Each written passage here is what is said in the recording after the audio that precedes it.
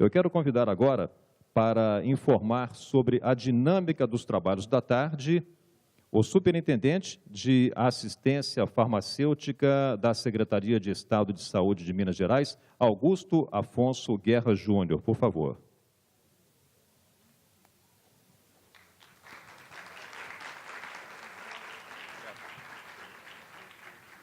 Bom, boa tarde, pessoal. Vocês já estão percebendo, pela forma como nós organizamos os assentos aqui, que essa será uma mesa que propõe-se, né, ser diferente em relação ao que nós tivemos anteriormente.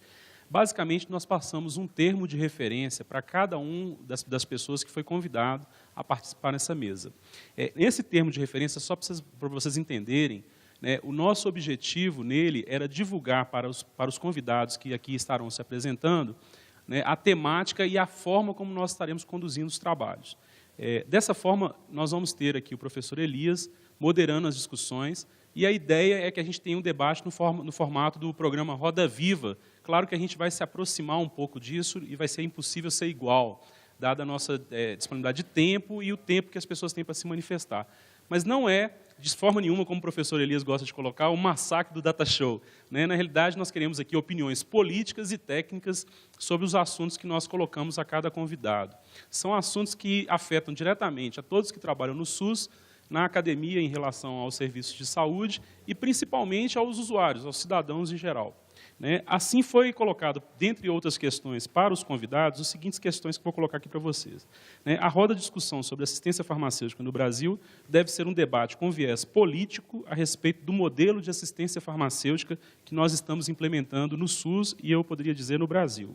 O objetivo é evidenciar a área de farmacoeconomia com relação à incorporação de novos medicamentos, em especial no programa de medicamentos excepcionais ou de alto custo, como queiram chamá-lo. E aí alguns questionamentos foram colocados para todos os convidados que aqui estarão se apresentando. O primeiro deles é: qual é o papel ou responsabilidade, se preferirem, dos estados e qual é o papel e responsabilidade da União junto a esse programa?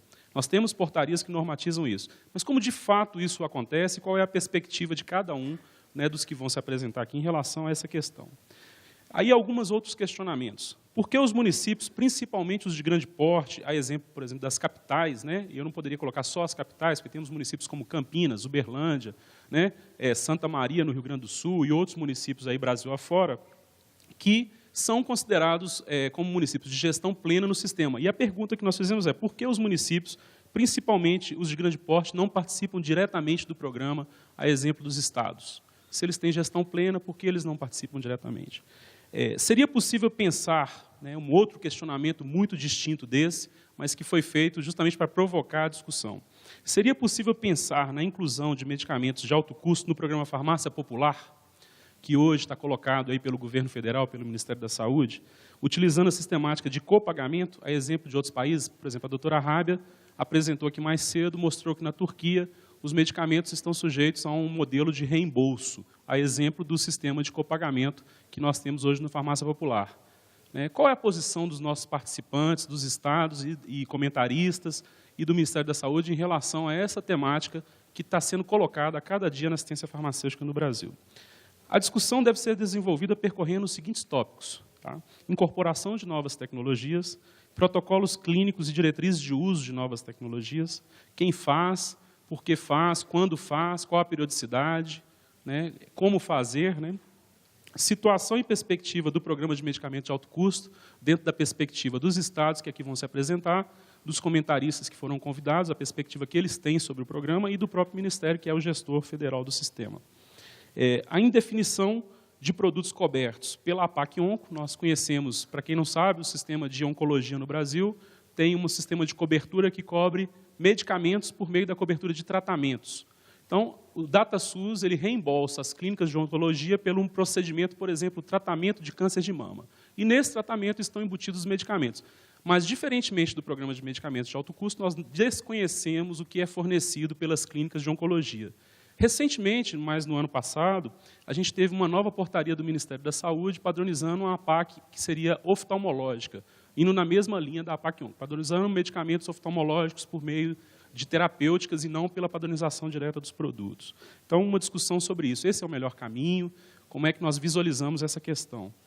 Além disso, eu tenho conversado com os estados e tenho percebido posturas diferentes em todos os estados, e, inclusive, na academia, uma pesquisadora muito respeitada no Brasil, da Fiocruz, conversando comigo recentemente, ela falou assim: Augusto, as demandas administrativas que chegam aos estados e municípios deveriam ser tratadas de acordo com algum protocolo próprio dos estados, ao invés de se deixar a questão ir para a judicialização. Bom, essa é uma pergunta dela, é uma frase dela, que nos leva a refletir. Cabe ao SUS ter algum sistema de protocolo para demandas administrativas, ou seja, de produtos não padronizados? Como que a gente lida com essa questão hoje, né? Ao mesmo tempo, também é interessante dizer um pouco da perspectiva dos gastos do programa e finalmente, uma questão que os estados podem responder melhor aqui, que é quanto ao acesso aos medicamentos de alto custo em municípios de pequeno porte. Bom, se os estados são responsáveis, mas se as gerências regionais, a exemplo de Minas Gerais, estão nos municípios sede, como se dá o acesso aos medicamentos de alto custo? Né? Se estamos colocando os medicamentos nas gerências regionais de saúde, como de fato as pessoas têm acesso nos municípios de pequeno porte? Então, em relação a esses itens que a gente está convidando, né, que o professor Elias faça a moderação do evento, né, e agora eu vou passar a palavra para o nosso apresentador para que ele possa convidar as pessoas a compor a mesa. Mais uma salva de palmas para o Augusto, que está aqui sempre empenhado neste brilhante trabalho. Vamos, então, para os nossos convidados. Convidamos José Miguel do Nascimento Júnior, diretor do Departamento de Assistência Farmacêutica e Insumos Estratégicos do Ministério da Saúde. Por favor, queira ocupar o seu lugar. Convidamos também Ana Márcia Sebrão Fernandes, farmacêutica industrial, formada pela UFRJ, sanitarista formada pela Fiocruz. Por favor, também queira ocupar o seu lugar. Convidamos ainda Cristina Mauís, mestre em Ciências Farmacêuticas pela UFRGS, coordenadora estadual da Assistência Farmacêutica do Estado do Pará. Convidamos ainda Deise Regina Esprada Pontaroli, diretora do Centro de Medicamentos do Paraná, CEMEPAR, da Secretaria de Estado de Saúde do Paraná, farmacêutica bioquímica industrial e especialista em gestão de sistema de saúde pela ENSP. Convidamos ainda Marco Aurélio Chirram, farmacêutico graduado pela Universidade Federal do Ceará, membro titular da Câmara Técnica de Assistência Farmacêutica do CONAS, representando a Secretaria de Estado do Ceará. Convidamos também Lore Lambe, farmacêutica, especialista em saúde pública, assessora técnica do CONAS, onde é responsável pelo Núcleo de Assistência Farmacêutica. Convidamos também Paulo Dornelles Picon, que já esteve hoje pela manhã na sua apresentação, novamente fazendo parte dos trabalhos. Professor da Universidade Federal do Rio Grande do Sul, possui pós-doutorado em Ciências da Saúde, Cardiologia e Ciências Cardiovasculares pela Universidade Federal do Rio Grande do Sul. Uma salva de palmas também para Paulo Picon. Convidamos ainda Luiz Antônio Marinho, consultor da Superintendência de Assistência Farmacêutica da SES-MG. E vamos, então, convidar o nosso moderador, Elias Antônio Jorge, diretor da área de Economia da Saúde e Desenvolvimento do Ministério da Saúde. Obrigado. Bom, eu trouxe até uns bonezinhos aqui para fazer sinalização de tempo, pessoal, tá? O branco é tempo total, o preto é faltando 5 minutos, o vermelho acabou o tempo, né? Agora, a gente nunca deve começar uma reunião dessas, depois do almoço, segundo os chineses, sem fazer um determinado tipo de exercício para evitar modorra na plateia. Então, por favor, todo mundo de pé, com os 2 braços levantados.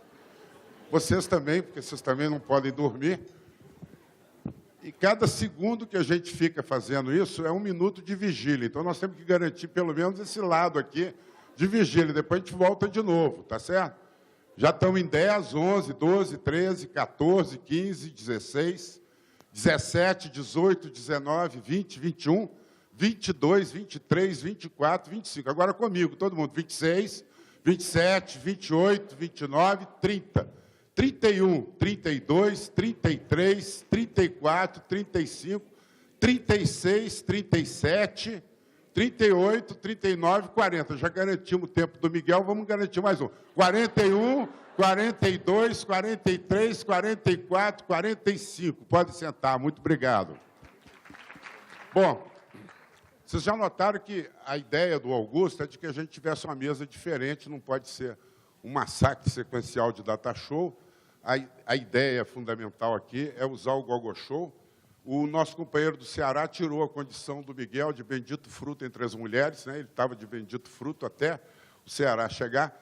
Ele tem que viajar às 17h30, ele tem que viajar às 18h40. E a gente nunca deve penalizar os pontuais, porque eles desistem de ser pontuais. Já começamos com uns 20 minutos de atraso, mas vamos recuperar isso ao longo do tempo, e eu vou ser o bedel do tempo aqui, infelizmente, perante todas essas sumidades, né? O Augusto deu a temática, e o que começa a ser diferente nessa mesa, nessa conversa, é exatamente o fato de que todo mundo recebeu antes, né? Quer dizer, não é uma conversa que as pessoas não sabem o que as outras vão estar dizendo. Todo mundo já sabe que alguém vai dizer sobre que tema eles vão se manifestar. Nós vamos, nessa primeira etapa, ouvir o ponto de vista do Ministério da Saúde, o ponto de vista de 4 estados, e depois vamos poder, depois do coffee break, ouvir os comentários. Mas nada disso está fixamente amarrado. Nós vamos ter 2 assistentes de palco, que estão ali, né? Vamos ter um coringa, o Wagner vai ser o coringa, se eu pifar aqui, ele me substitui, e tem um superego da sessão, que é o Augusto, tá? Se o seu coeficiente de ansiedade for muito grande, você não quiser esperar a sessão de perguntas, que é usual nesses casos, você pode fazer por escrito, entrega para a assistente de palco, ela me entrega, eu vou interrompendo as pessoas ao longo da fala, né? E, por último, uma recomendação, uma sugestão, né, para aqueles que vão se manifestar aqui, é que eu estou sugerindo que haja uma manifestação esquizofrênica, ou seja, de múltiplas personalidades. Vocês todos estão representando aqui pessoas jurídicas, né, na verdade, governo federal, estadual, mas não conseguem se despir da condição de cidadãos também, né? E eu queria que vocês colocassem uma terceira personalidade. E cidadão é cidadão que defende o SUS, que critica o SUS, que sabota, ou seja, cidadão em relação ao SUS. E, por último, é o grande ausente daqui, mas o grande objeto dessa reflexão, que é o usuário, né? Todos vocês são usuários potenciais. Eu não vou falar de medicamento de AIDS e tal, mas de onco, por exemplo, ou de qualquer outra enfermidade dessa. Então, eu queria que também vocês se colocassem sobre essa tripla personalidade, que é a ótica do usuário, na hora que vocês fossem fazer as intervenções sobre aquele roteiro que estava dado.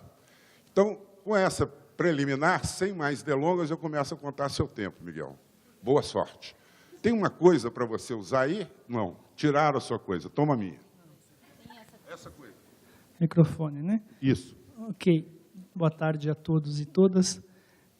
Agradecer aí o convite, compartilhar aqui a mesa invisível, né, a sala de conversas, e confessar aqui que o clima aqui em cima, pelo menos à minha direita e à minha esquerda, é de uma tensão muito grande, né? A gente até perguntava no almoço se o chicote do Elias seria um chicote que teria extensão para bater em todos, né? Mas tentando otimizar o tempo,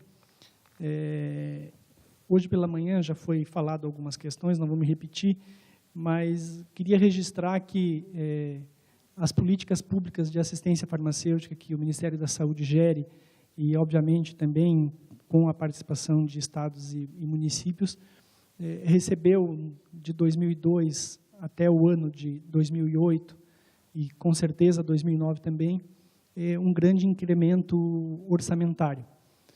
Nós saímos de uma aplicação de 5,8% do orçamento do Ministério da Saúde para aquisição de medicamentos, e estamos finalizando 2008, iniciando 2009, com quase 12% do orçamento do Ministério da Saúde. Então, há uma manifestação, uma evidência forte de que há um investimento expressivo, da ordem de 2 bilhões para quase 6 bilhões de reais para aquisição de medicamentos.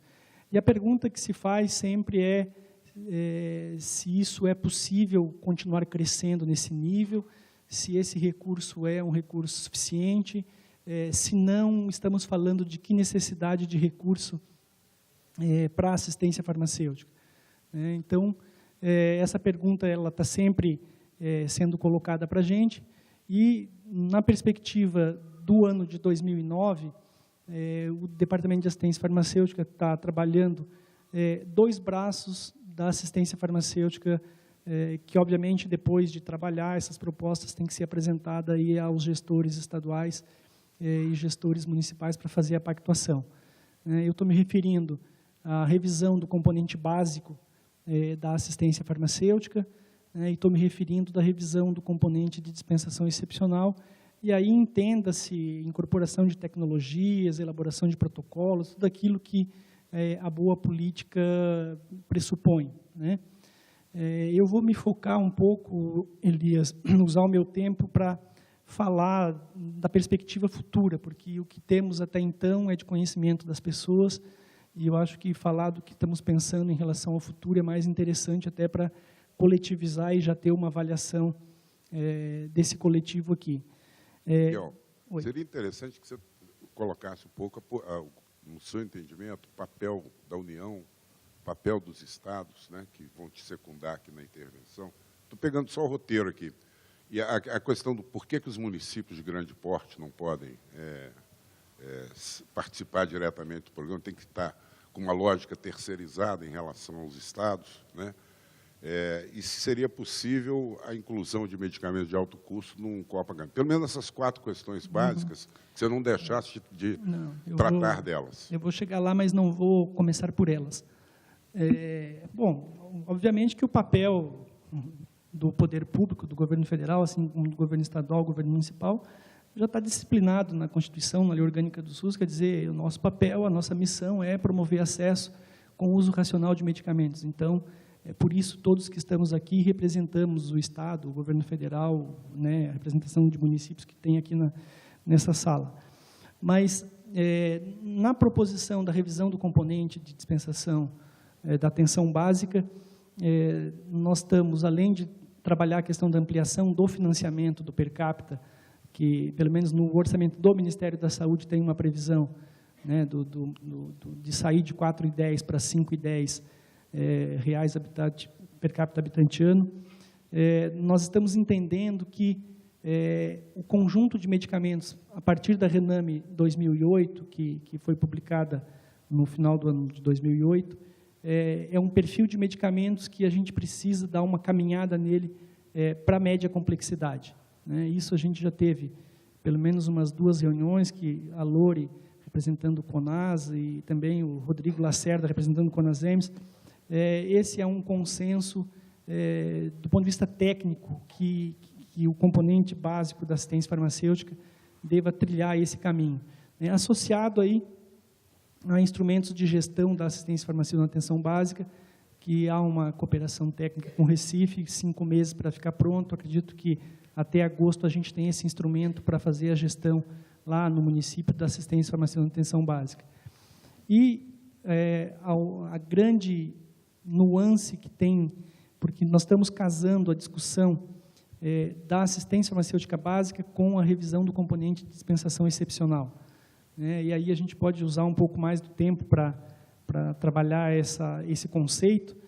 Nós vamos apresentar para o ministro temporão dia 26, e uma vez tendo o ok do ministro, a gente vai apresentar aí ao CONAS, e pela primeira vez vamos apresentar ao CONASENS, porque o município terá uma participação ativa também no processo do novo componente de dispensação excepcional. A lógica é muito simples, é a lógica da integralidade do cuidado. Nós precisamos definir isso hoje, não está evidentemente muito claro, tanto para a dona Maria, como muitas vezes para o próprio gestor, quem é responsável por o quê. Então, a proposta que estamos trabalhando, ela trará uma definição de responsabilidade sobre doenças consideradas da alta complexidade ou doenças consideradas raras, cujo tratamento tem um alto impacto do ponto de vista econômico, que já está hoje estabelecido no próprio componente. Essas doenças, que são 33 doenças, representa, acho que são 58 medicamentos, o conjunto desses medicamentos e o conjunto dessas doenças, a integralidade do cuidado ficará sob responsabilidade do gestor federal. Então, há um outro conjunto de doenças e de medicamentos que ficará a integralidade do cuidado para o gestor estadual, e, pela primeira vez, um conjunto de doenças e medicamentos sob responsabilidade do gestor municipal, que são aquelas doenças que, se não tratadas na porta de entrada do sistema, evoluem, e aí vai o paciente peregrinando na média complexidade, na alta complexidade, e, obviamente, que isso é uma necessidade de discutir com o NASENS a responsabilidade deles sobre esses aspectos. Então, obviamente, tem um impacto financeiro para os municípios dentro dessa questão, mas também já há o indicativo de o suporte financeiro do Ministério para esse componente. Então, dentro dessa lógica onde o gestor federal, estadual e municipal saberão, a partir de, se isso for consensuado, enfim, pactuado, gerar uma portaria, nós teremos um grupo de medicamentos e doenças sob nossa gestão, e aí entenda-se, eu hoje adquiro centralizadamente 11 produtos, nós estamos com a proposta de adquirir centralizadamente outros 11, ou seja, passando de aquisição de 11 para 22, e os demais nós vamos financiar 100% do CAP, que é o coeficiente de adequação de preço, que é um valor estabelecido como um patamar máximo de aquisição pelos estados para esses medicamentos. Da mesma forma, essa proposta, ela no seu interior, ela traz uma racionalidade do orçamento que aí está, porque quando eu digo que eu vou comprar centralizadamente, eu estou dizendo o seguinte, olha, eu vou economizar, o meu poder de compra é maior que o poder de compra do Estado. Se a gente fosse dar o exemplo aqui, tem produto que o melhor preço do Estado é R$ 2,50, o preço CAP é R$ 2,20 e eu compro por R$ 1,93. Então, nós estamos falando aí de uma economia de R$ 80 milhões quando eu passo a comprar esse produto centralizadamente pelo Ministério da Saúde.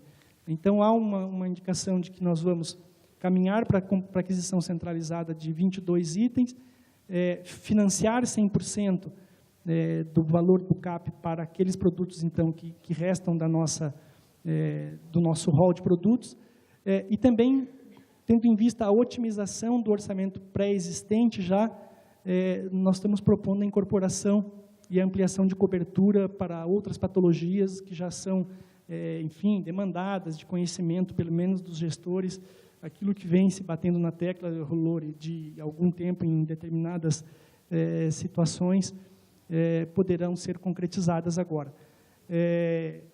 Nós vamos sair, a perspectiva é sair de um cofinanciamento estadual, e aí, trazendo os dados comparativos, PICOM, de 24 dos 27 estados, o valor de aquisição desses 24 estados projeta um cofinanciamento de 12,3% na proposta futura.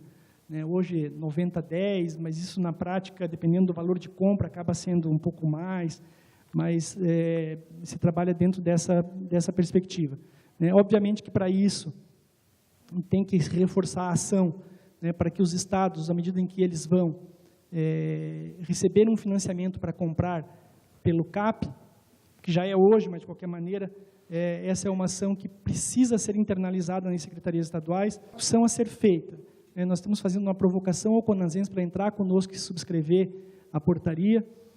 Eu, a princípio, entendo que, se nós já temos estados que estão aí dentro dos 27, e a capacidade de gestão desse componente de dispensação excepcional é uma capacidade mínima ou mediana, eu fico em dúvida se o município terá uma capacidade de gestão, terá condições de ter escala para aquisição com preços compatíveis.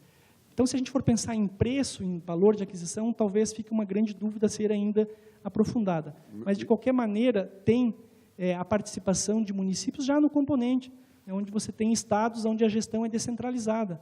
Eu venho de um estado, que é Santa Catarina, onde você tem lá a Secretaria Estadual descentralizando para municípios, além das suas regionais, para municípios. Aqui em Minas, eu acho que a descentralização vai até a nível de gerências regionais. Então, o município já participa, em grande parte, do componente, né? Mas, Miguel, por exemplo, Rio de Janeiro, Belo Horizonte, sozinhos, isoladamente, a cidade do Rio, a cidade de Belo Horizonte, tem mais habitantes do que todos os estados, quase todos os estados do norte, por exemplo. São Paulo, sozinho, é maior que do que 14, 15, 20 estados brasileiros. Não cidade, tenho dúvida, Elias, mas eu também estou dizendo o seguinte, olha, o Estado de São Paulo, o Estado, que é a soma de todas as partes, não consegue ter um poder de compra que tem o Ministério, ou não consegue comprar pelo CAP todos os seus itens. E assim é Minas, e assim é Rio de Janeiro, e assim é Ceará, e assim é Paraná. Então, também, se nós estamos falando de gestão, aquisição, escala, melhor preço, ou nós estamos falando de participar da gestão do componente, tendo lá o sistema de gestão informatizado, de abrindo a fila, de incluindo pacientes, de tendo centros de referência, de fazendo a discussão de execução do protocolo clínico. Então, nós estamos falando do quê? Estamos falando de entrar para comprar também, ou estamos falando de entrar para participar da gestão do componente? São duas coisas diferentes. Gestão da assistência farmacêutica pode ser perfeitamente centralizada. E a compra, nada impede que ela continue sendo centralizada, para você trabalhar com grandes números. Quer dizer, o fato de você ter compra centralizada não significa que a gestão não possa ser descentralizada. Essa que é a questão, me parece, que estava sendo posta. Não, eu não tenho nada contra, eu só quero discutir. Se vai ser vantajoso, se o município tem interesse, se ele tem capacidade de gestão. Eu acho que aí é o CONASEMS que vai ter que pôr na mesa o interesse da parte, né?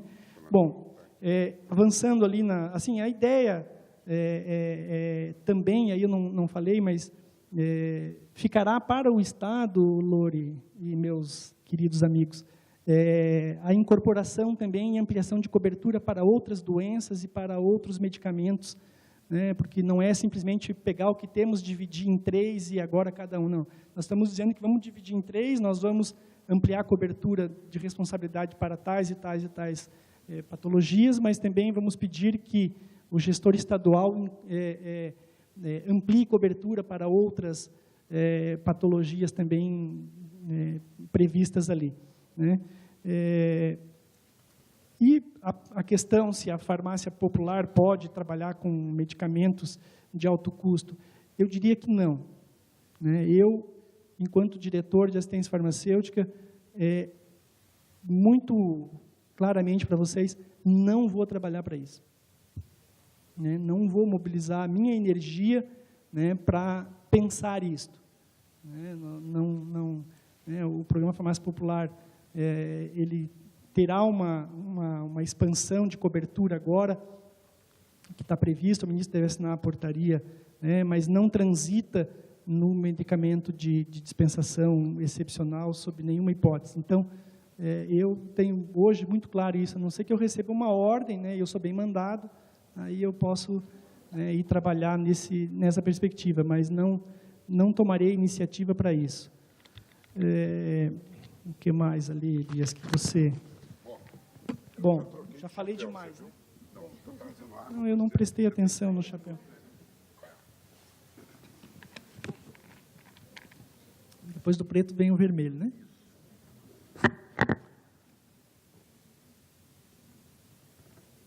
Bom, eu não sei, eu acho que posso ficar por aqui até para ouvir um pouco aí os demais colegas e poder participar. Agora, do ponto de vista do nosso cronograma, né, dia 26 com o ministro, depois com a equipe técnica de CONAS e CONASEMS, depois uma reunião de pactuação mesmo com a direção de CONAS e CONASEMS. Obviamente que esses números todos serão checados, eles serão auditados, eles serão, né, virados de ponta cabeça, enfim, para chegar no melhor entendimento.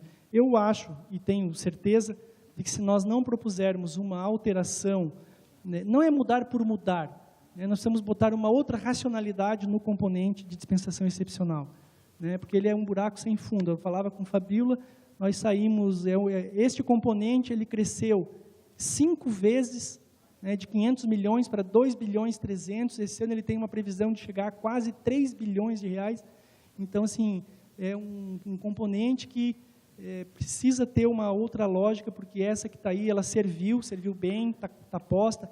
Nós saímos de 50 milhões de unidades de medicamentos distribuídos em 2002 né? Nós estamos chegando em 2008 com mais de 600 milhões de unidades de medicamentos distribuídas no componente, então também houve um crescimento do ponto de vista da ampliação de acesso de 11 vezes, né? Mas, de qualquer maneira, a questão do financiamento desse programa, né, a gente está vendo que ele tem que ter uma outra racionalidade. Está mais do que evidente, né, de que para doenças raras, para produtos sob monopólio, para produtos de alto custo, né, o Ministério da Saúde tem que assumir isso, caso contrário, os preços praticados entre os entes estaduais é muito divergente. Tem estados pagando acima do preço fábrica, para termos ideia. Okay. Miguel, eu diria que você cobriu assim, o roteiro que estava proposto, inteiro contento, mas ficaram duas questõezinhas que eu acho que você podia ajudar a ilustrar, já que você foi extremamente disciplinado com o tempo e que isso sirva de exemplo para todos os demais, inclusive para o coordenador. Você citou aí 80 milhões de economia para um item que vocês conseguiram fazer análise. Para esse conjunto que você está levando para essa reunião, você já tem uma estimativa do que vai significar esse poder de compra do Estado centralizado? Quer dizer, se você conseguir rearranjar esse processo, passar para 22 itens e tal, vocês já conseguiram fazer esse tipo de estimativa? Sim, Elias, eu entendi que 80 milhões era um único produto que vocês tinham analisado, né, que isso significaria um diferencial. Porque é um produto que eu cofinancio, né? Então, quando o Estado deixa de comprar, esse recurso ele não mobiliza, né? Esse recurso, considerando o consumo dele do ano de 2008, representa esse número. O rearranjo do componente, ele implicará uma otimização da ordem de 300 milhões de reais do orçamento que já existe. Quando eu chamo 56 produtos com aquisição centralizada de 22 deles para o Ministério da Saúde, eu estou chamando o grosso do componente, eu estou chamando aquilo que tem impacto mesmo, que tem repercussão no custeio do Ceará, do Pará, do Rio, de todo mundo. Então, é uma inversão, enfim, uma nova lógica dentro do componente. Ok, eu tenho mais uma questão que vai valer para todos os estados, porque não está no roteiro aqui, como é que é a relação de vocês com o CATMAT, com o catálogo de materiais, sobretudo com a alimentação do banco de preços e medicamento do banco de preços da saúde. Quando vocês forem fazer intervenção, vocês coloquem lá no Ministério, a gente tem tentado e está conseguindo otimizar agora o processo de alimentação do próprio Ministério ao banco de preços, que era um drama, vocês que estão aqui chegaram a conhecer isso. Então, eu vou pedir uma salva de palmas para o Miguel. O chicote foi muito suave, nada de... E dizer que ele disse que eu não entendi muito bem se estava tendo uma tensão muito grande ou uma atenção muito grande. Eu achei que era mais uma atenção.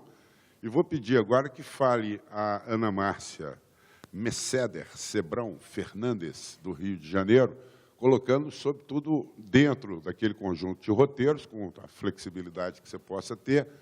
O tempo previsto é esse que estava coisa, e eu já vou botar meu chapéu branco de volta. Você não precisei de usar o chapéu vermelho até agora, né? Ana Márcia.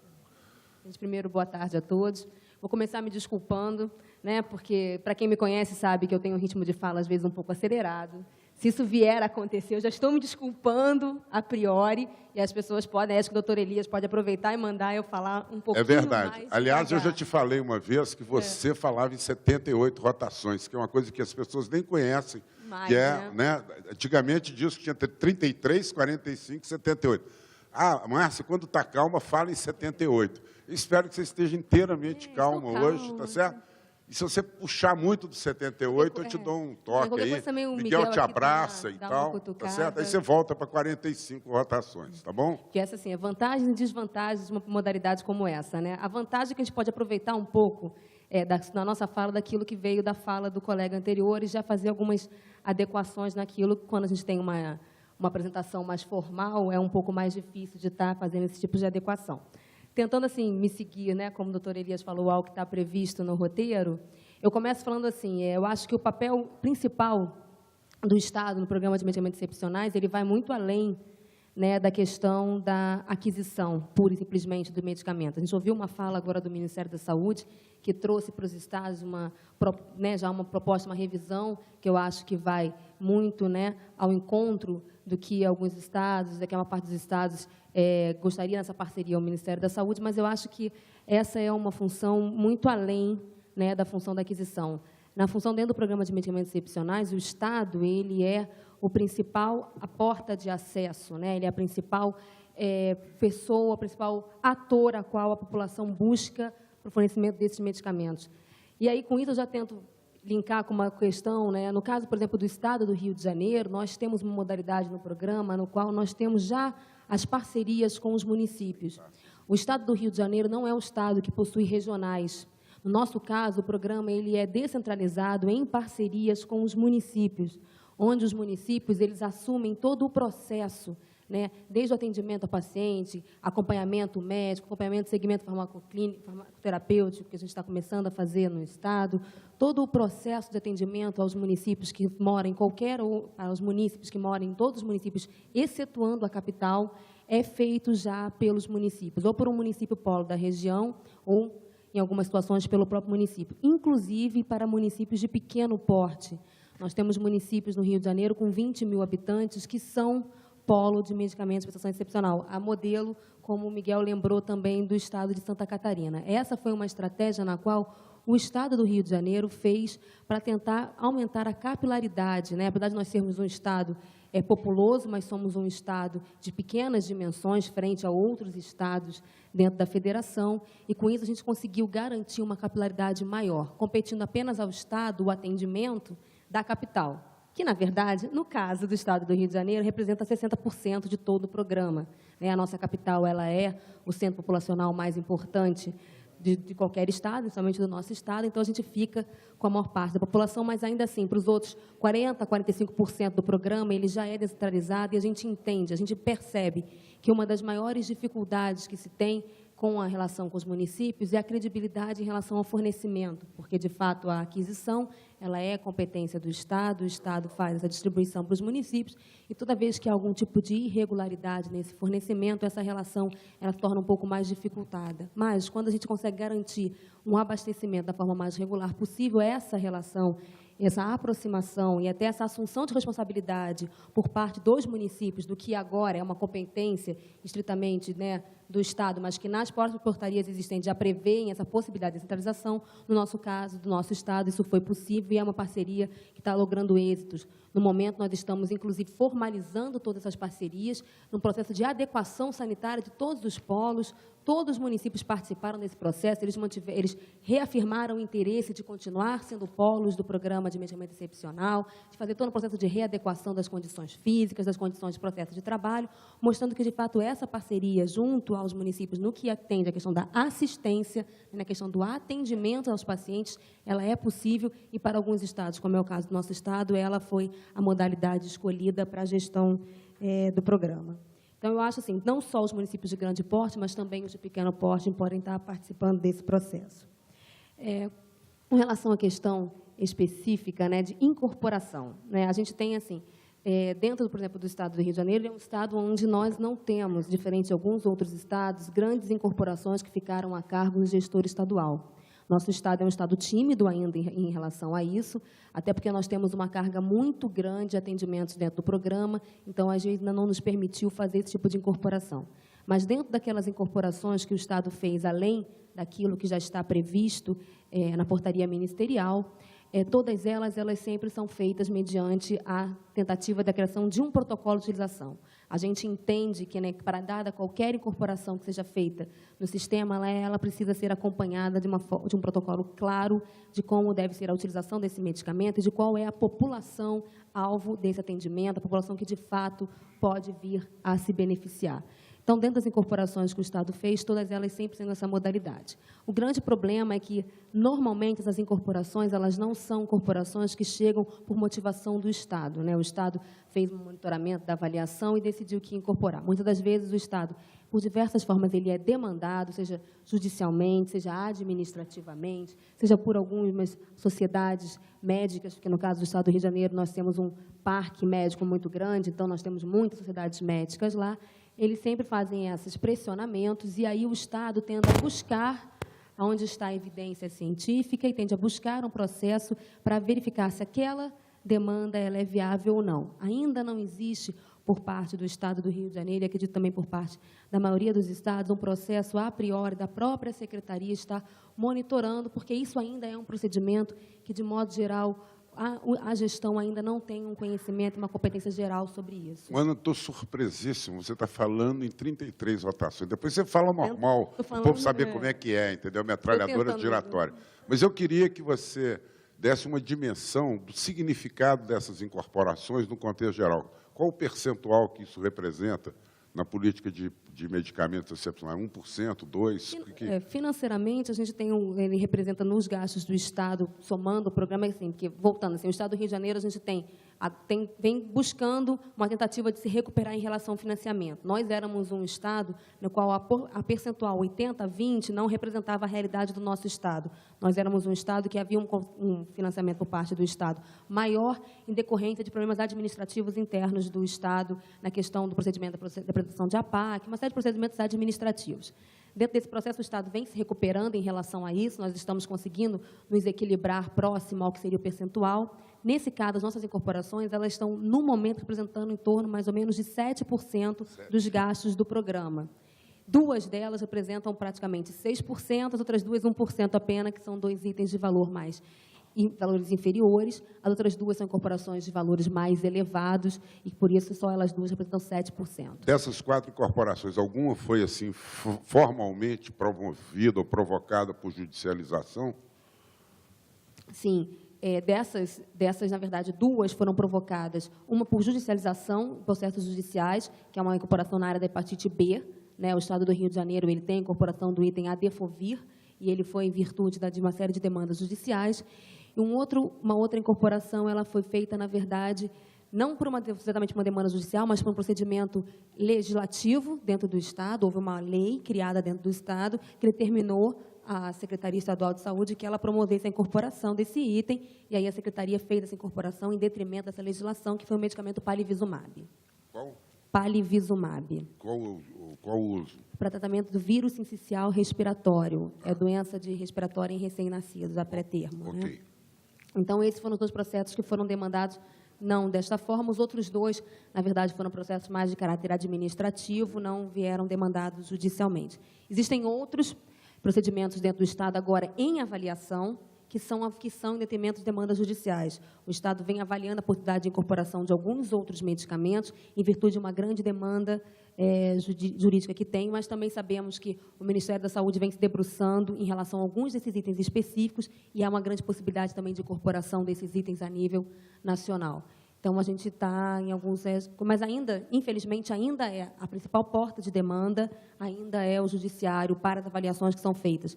A gente não tem... Avaliação epidemiológica de moto próprio, nenhuma incorporação foi feita nesses termos. Nesses termos, e não. nem está em curso nenhuma avaliação a gente, na verdade, tem epidemiológica para incorporação. A gente, na verdade, tem uma que é em detrimento de uma situação epidemiológica, mas as outras todas elas são em detrimento mais da questão jurídica. Né? E isso acaba sendo... Isso tem um lado, não é um lado exatamente negativo, porque também, quando elas muitas vezes é jurídica, pelo menos demanda a existência da condição clínica dentro do Estado. Se talvez aquele medicamento, ou aquele pedido, ou até de procedimento, pode não ser o que venha a ser incorporado, mas ela pelo menos sinaliza que há uma condição clínica a ser monitorada. Esse é o lado que eu vejo positivo, se você consegue separar a demanda específica do produto que está sendo apresentado. Então, assim, no caso do Estado, a gente ainda enfrenta uma dificuldade muito grande dentro do Estado do Rio de Janeiro, numa questão que é relacionada à parte de oncologia, né? No caso do Estado, nós temos dentro do Estado do Rio de Janeiro uma série de unidades de atendimento oncológica. Muitas dessas unidades a oncologia ela carece, frente a outras situações, de alguns protocolos mais claros de utilização. Ela determina que cada serviço pode ter seu protocolo, o que eu entendo, porque na área do manejo oncológico isso pode ser viável, mas pelo menos que tivesse uma referência geral, né, que as pessoas pudessem se basear. Isso é uma coisa que a gente entende que, às vezes, é uma falta em determinados procedimentos de oncologia e que gera uma certa confusão, né, quando você tem, principalmente, itens dentro do programa que são também utilizados no atendimento oncológico e que, em virtude disso, você tem uma sobreposição, né, em duas estratégias diferentes para garantir o financiamento desses medicamentos. Isso acaba, às vezes, sendo um problema. Em virtude da ocorrência disso, nós estamos seguindo uma proposta que eu acho que ela vai um pouco ao encontro do que o Miguel estava colocando da estratégia do Ministério. A gente está desenvolvendo uma lista de medicamentos essenciais. O Estado do Rio de Janeiro não possuía essa lista de medicamentos essenciais. Dentro dessa lista, o Estado está considerando a complementação, né, para algumas patologias que agora não são cobertas por nenhuma das estratégias já dadas de assistência farmacêutica, com o objetivo justamente de uma ampliação, de uma cobertura maior para alguns agravos que, quando evoluem, vão gerar condições clínicas que acabam vindo a ser atendidas no programa de medicamento excepcional. Então, em virtude disso, o Estado, e aí a gente, de repente, ouvindo o que o Ministério falou, alguma estratégia na qual você possa ter uma sobra de recursos dentro dos estados, isso pode facilitar o financiamento desse universo de situações clínicas que agora não estão sendo demandadas em lugar nenhum. E, para encerrar, respondendo à pergunta do Banco de Preço de Saúde, fazendo uma meia-culpa novamente do Estado, o Estado do Rio de Janeiro é um Estado que ainda não alimenta o Banco de Preço de Saúde de forma regular. Estamos correndo atrás disso, né? Nós recebemos um treinamento há bem pouco tempo, e a ideia é que o Estado agora possa vir alimentar o Banco de Preço, mas, por enquanto, somos ainda, acho que, o único Estado, né, da Federação que ainda não alimenta, mas vamos nos recuperar em relação a isso. E só para terminar, assim, a questão da farmácia popular, assim, eu não serei tão taxativa quanto o Miguel foi em relação a isso, mas eu trago uma reflexão que eu acho que ela é mais importante nesse momento do que a gente só fazer discussão se deve ou não incorporar, seja medicamento de alto custo, seja qualquer medicamento da farmácia popular. Eu acho que, por trás da farmácia popular, é necessária uma discussão sobre se o Estado brasileiro vai partir e vai defender uma estratégia de cofinanciamento. A farmácia popular ela é uma estratégia de cofinanciamento e a gente não pode se furtar a discussão se esse é ou não um modelo. Quando eu falo isso, posição pessoal, como o doutor Elias falou, um pouco esquizofrênico, agora não falando o nome do Estado, eu, como pessoa, na minha posição, acho que a gente vai, de alguma forma, ter que debruçar sobre essa questão e que o cofinanciamento é uma forma viável dentro do sistema. Só que isso é uma questão que fere determinações constitucionais importantes e que, em virtude disso, ela tem que ser considerada dentro do modelo da estratégia que o Estado brasileiro está fazendo para o seu sistema. O Estado tem que se debruçar e definir se ele vai defender o cofinanciamento ou não, antes de definir-se o que deve ou não ainda ser incluído dentro deste ou de qualquer outro programa que defina o cofinanciamento público e da pessoa privada. Muito obrigado. Olha, eu estou encantado. Eu nunca tive numa mesa com tanta disciplina de tempo. Acho que essa história do chapéu está dando certo. Eu acho que é impressionante. O chapéu vermelho não será usado hoje. Essa barba branca também põe um certo idade, né? Eu estou impressionado. Agora, a Ana Márcia teria, se ela falasse no ritmo normal dela, gasto apenas 5 minutos para poder fazer a explanação inteira. Muito bom, muito obrigado. E um U para o Estado, tá certo, né? E um aplauso para a sua intervenção, né? Porque não alimenta o banco de preço, né? Um U para o Estado e um aplauso para você, que vai alimentar o banco de preço, eu tenho certeza. Nós passamos agora ao próximo interveniente dos estados, que seria Cristina Maués, do Pará. Eu acho que na sequência aqui estava assim, ó. Pode ser? Boa tarde a todos. Gostaria de agradecer, né, a Secretaria Estadual de Minas, no nome do Augusto, né, pelo convite, e apresentar um pouquinho da nossa experiência do Pará. Primeiro, falar um pouquinho sobre a nossa realidade. O Pará cabe dentro da capital, né, do Rio de Janeiro, em termos de população. Nós somos um pouquinho a mais de 7 milhões, mas, em contrapartida, o território do Pará é muito maior. Então, assim, nós estamos divididos, organizados em 13 regionais de proteção social, 13 centros regionais, e, a partir desses 13 centros, nós procuramos descentralizar as ações do Estado. Então, falando um pouquinho do papel, do papel enquanto Estado, o Estado do Pará. Ao assumirmos o Estado, nós encontramos, assim, uma situação, em 2007, de desabastecimento de muitos itens.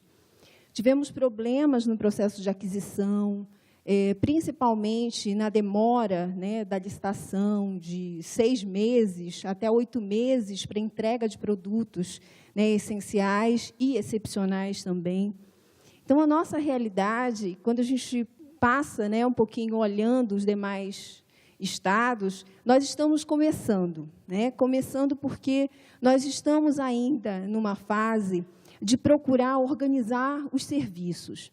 Eu acredito que um dos grandes passos que o Estado deu foi justamente de agregar a assistência farmacêutica às demais políticas.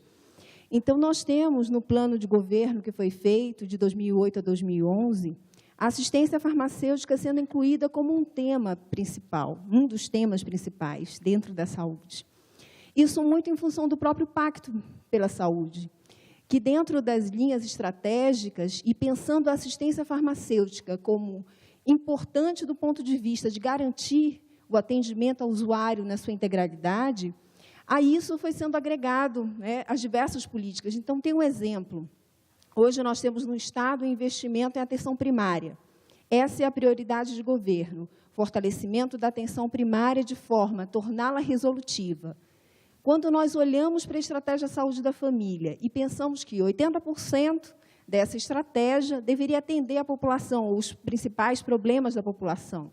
E quando eu penso nisso, e assim, o Estado tem refletido muito sobre essa situação, de que a estratégia hoje na Amazônia, e eu passo para os demais estados, ela está sendo inviável do ponto de vista da logística.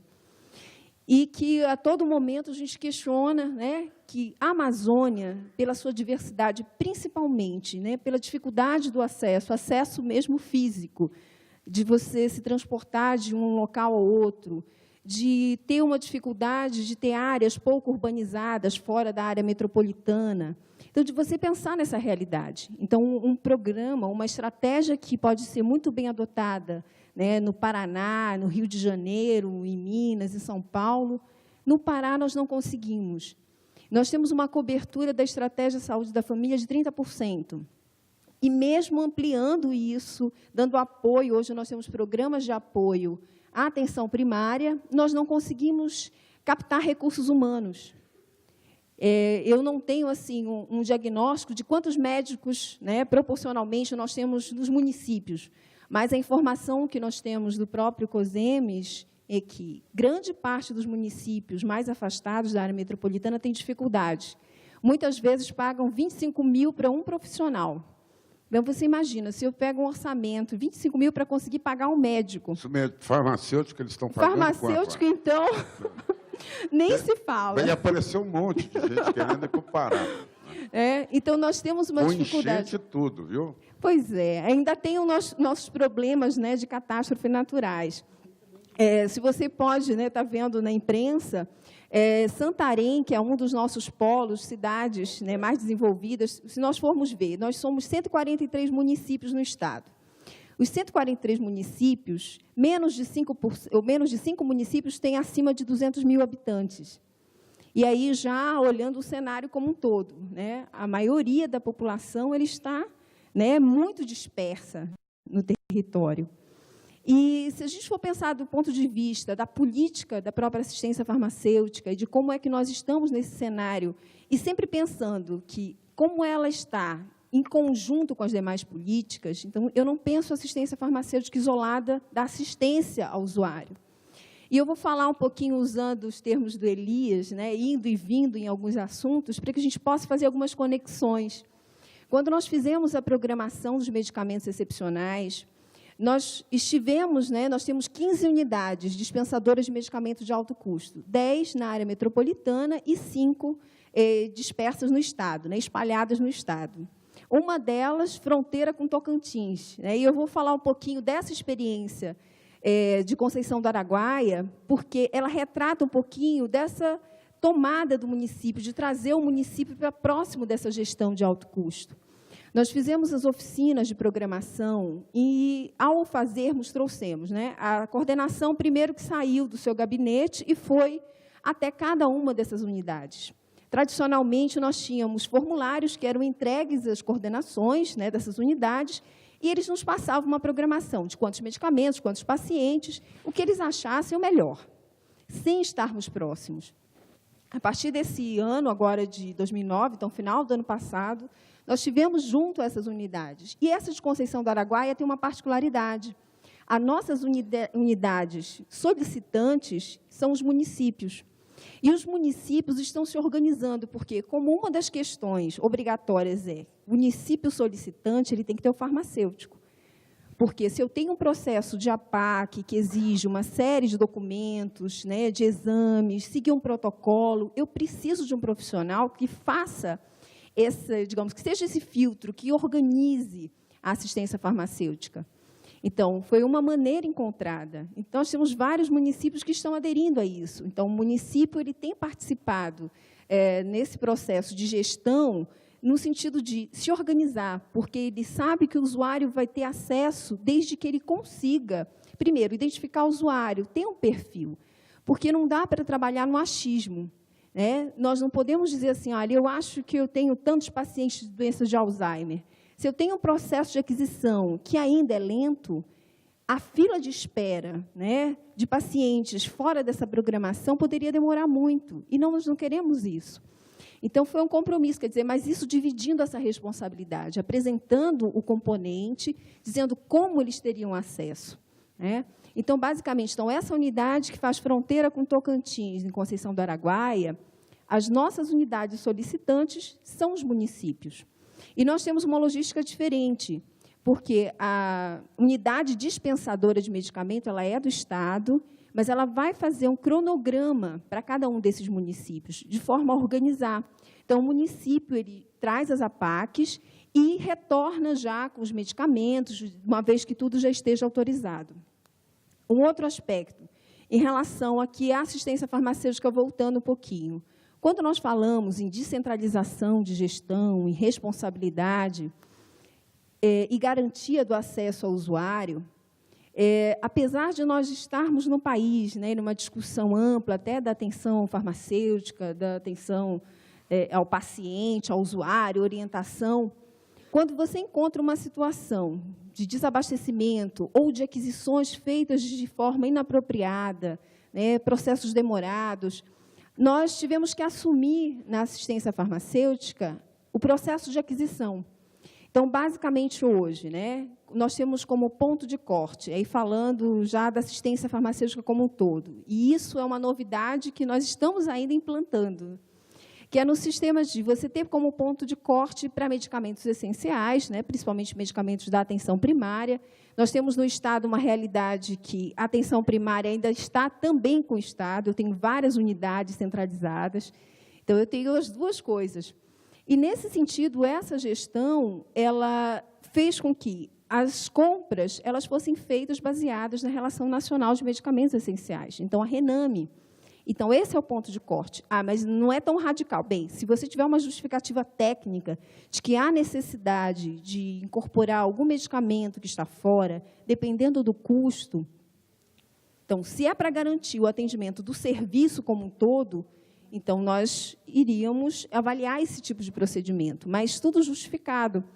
Nós temos as 13 regionais que têm autonomia para comprar medicamento, mas elas não compram o que elas bem querem, né? Nós temos regras. Então, qual é essa regra? Primeiro, eu tenho que identificar qual é o meu perfil de usuário. Nós temos no Estado ainda uma duplicidade de atendimento. Então, o Estado atende nas unidades que são centralizadas e repassa o recurso fundo a fundo para o município. Cristina, vocês têm alguma incorporação específica do Estado, a exemplo de que o Rio fez, por exemplo, e se tem, qual o motivo dessa incorporação? Se foi judicialização, se foi avaliação epidemiológica? Antes que você responda isso, e também sobre se alimenta o banco de preço ou não, que é uma coisa que devia estar alimentando para gestão, inclusive, seria interessante você comunicar, contar para as pessoas que o Pará é um estado paradoxal. Da mesma maneira que ele tem uma enorme dispersão, ele tem enorme concentração, quase 60% da população na região metropolitana da capital, né? Quer dizer, 80% da capacidade instalada de equipamento, de suporte para a saúde está no entorno de Belém, Ananindeua, ali próximo, né? E tem uma curiosidade também que era importante você dizer. O Pará é tão bacana que, em vez de uma associação de municípios, lá tem 7 associações de municípios, é completamente psicodélico, né? Isso tudo faz parte de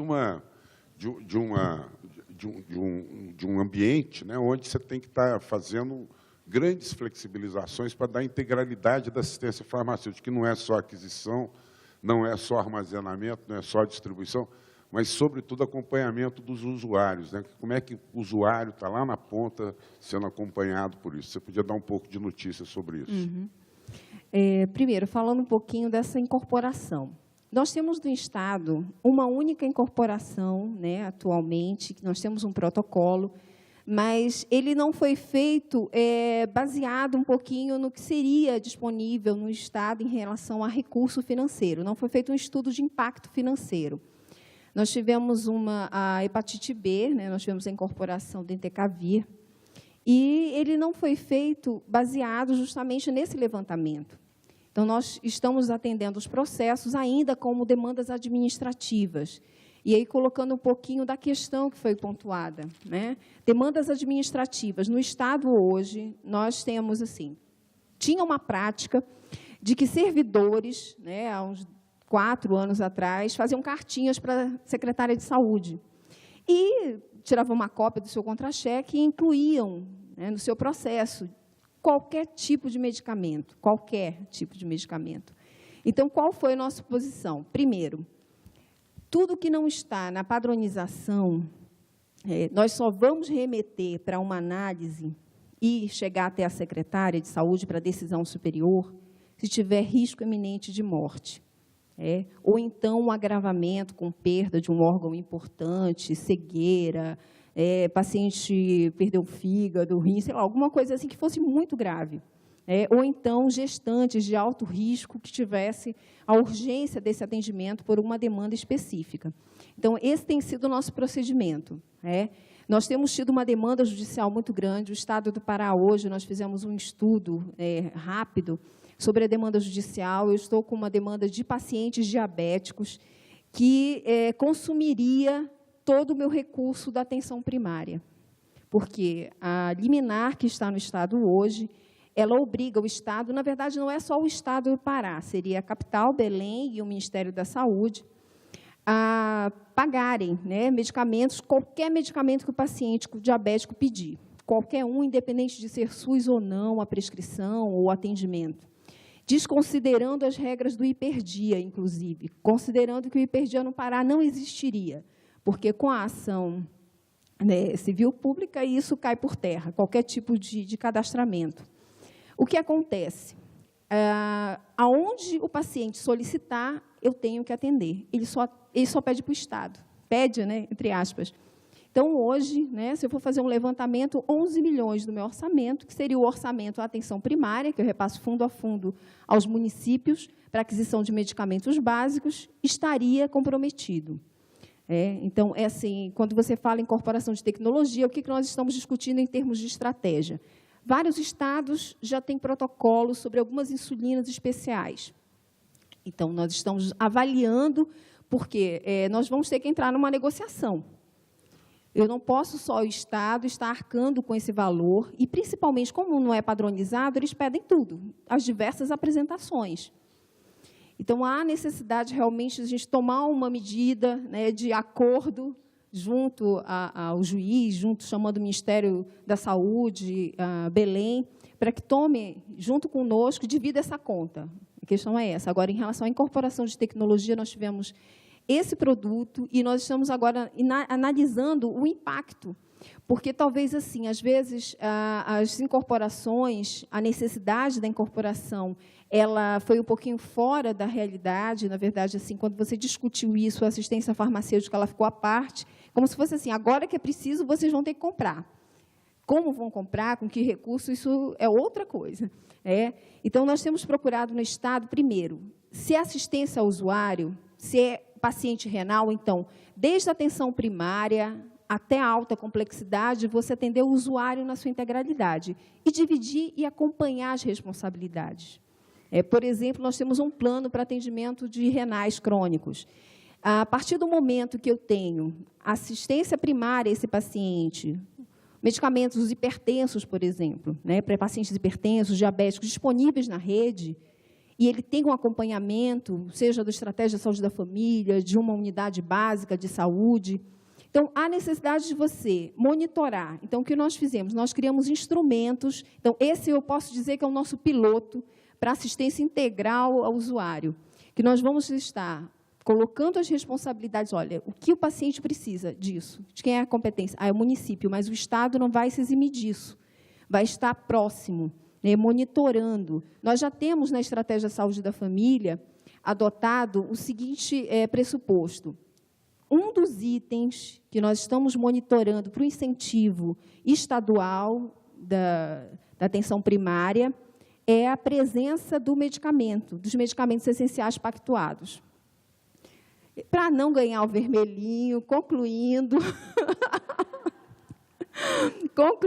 então, assim, a nossa experiência em assistência farmacêutica, ela tem demonstrado que nós precisamos, primeiro, identificar, fazer um diagnóstico dos nossos principais problemas e, mediante ao que nós temos de vontade política, e felizmente isso tem, nós temos tido um programa estadual de plantas medicinais e fitoterápicos, que para nós é uma das prioridades, porque é uma inovação, não é uma tecnologia dura, é o mais leve, mas é uma tecnologia que vai resgatar a própria identidade da região. Então, um programa de plantas medicinais e fitoterápicos nós estamos construindo com a parceria de diversas secretarias no Estado para que a gente possa desenvolver tecnologias, não só as mais caras, mas outras tecnologias que são possíveis e que resgatem esse papel do Estado enquanto gestor, enquanto fomentador dessas políticas. Muito obrigado, Cristina. Da próxima vez, palmas para ela. Na sua próxima intervenção, se você tiver chance ainda, você depois comenta a proposta que Miguel trouxe do Ministério de fazer esse rearranjo. E a Deise pode até aproveitar e comentar isso também na sua fala. Vou passar para a Deise do Paraná, ok? Estou botando o chapéu branco, viu, Deise? Tá?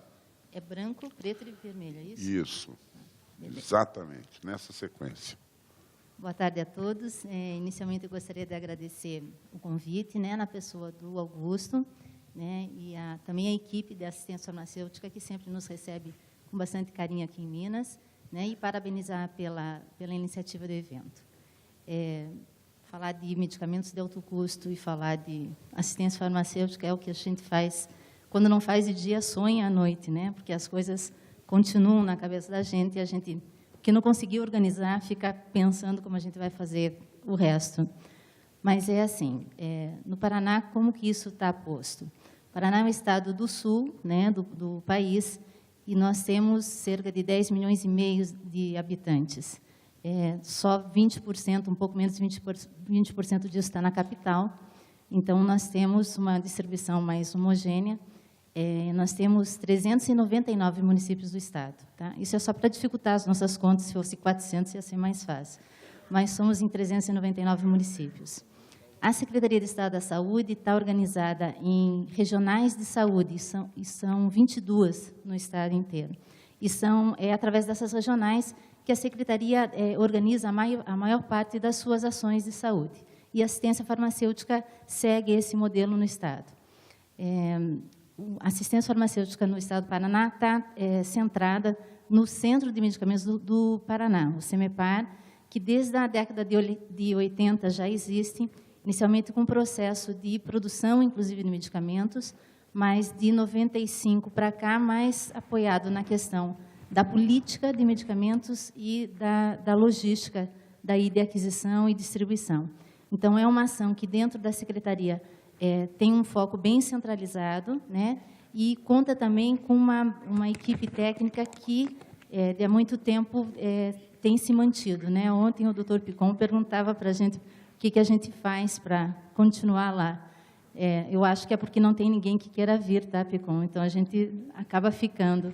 Mas é uma equipe que tem se mantido ao longo desses anos, e eu acho que isso acaba sendo um fator estruturante para a assistência, né? Quer dizer, não exatamente as mesmas pessoas, mas que cheguem novas pessoas e que você consiga fazer esse processo de construção. Isso, especialmente no serviço público, é bastante interessante, né? Porque, às vezes, a gente vê os nossos esforços de anos e anos, muitas vezes não sendo mais prioridade, ou, às vezes, se perdendo, né, ao longo desse tempo. E dentro do programa de medicamentos excepcionais, o que é, assim, a minha visão do que é muito importante?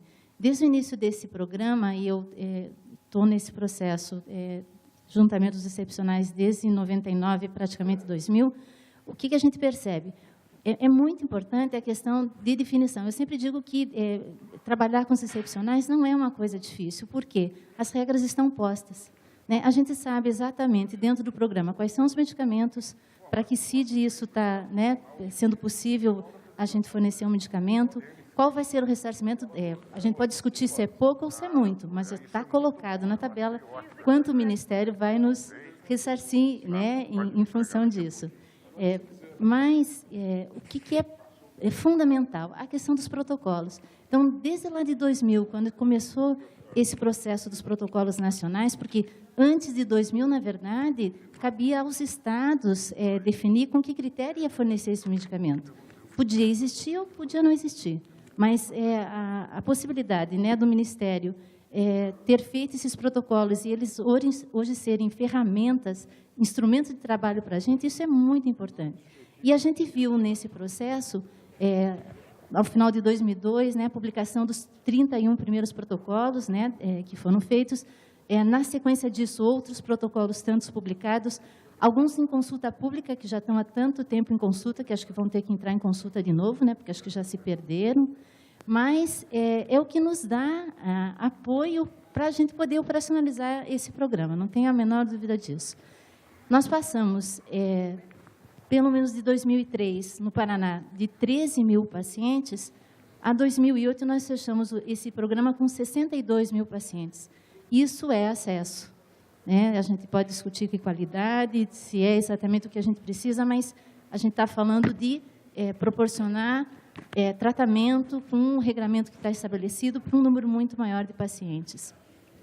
Na questão do recurso financeiro, nós passamos de 48 milhões lá em 2003, isso contando o recurso estadual e recurso federal, para 150 milhões de reais em 2008. Daí, na casa dos 210% de aumento de recurso financeiro. O Estado cofinanciava esse programa em 2003 em 40%. E nos últimos 2 anos, 2007 e 2008, o Estado do Paraná cofinanciou em 29%. Que mágica é essa?